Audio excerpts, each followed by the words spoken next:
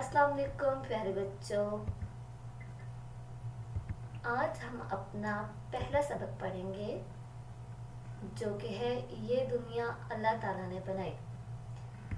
बच्चों, आपने अपने इर्द गिर्द बहुत सी चीज़ें देखी होंगी, मसलन ज़मीन, आसमान, आसमान पर चमकते हुए सितारे, सूरज, चाँद और खूबसूरती से नज़र आते हुए बादल। इसके अलावा आपने ज़मीन पर छोटे बड़े पहाड़, मुख्तलिफ इक़साम के दरख्त, दरिया और समंदर वगैरह भी देखे होंगे। ज़मीन पर दूसरी मखलूक़ात मसलन जानवर और परिंदे वगैरह भी नज़र आते हैं।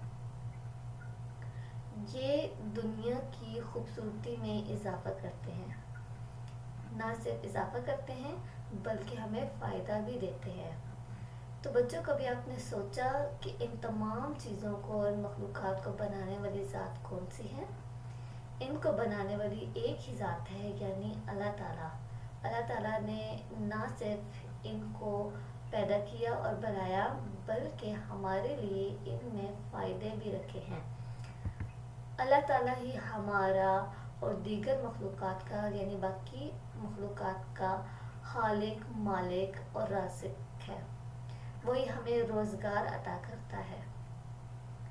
उसी ने हमारे लिए प्यारे रिश्ते यानी माँ बाप, बहन भाई, दादा दादी वगैरह बनाए।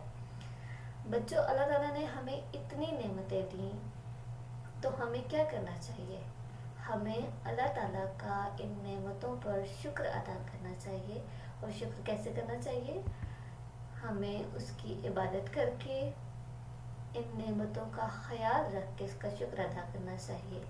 और साथ ही उसके आखिरी रसूल हज़रत मोहम्मद सल्लल्लाहु अलैहि वसल्लम की दी हुई तालीमात पर अमल करना चाहिए।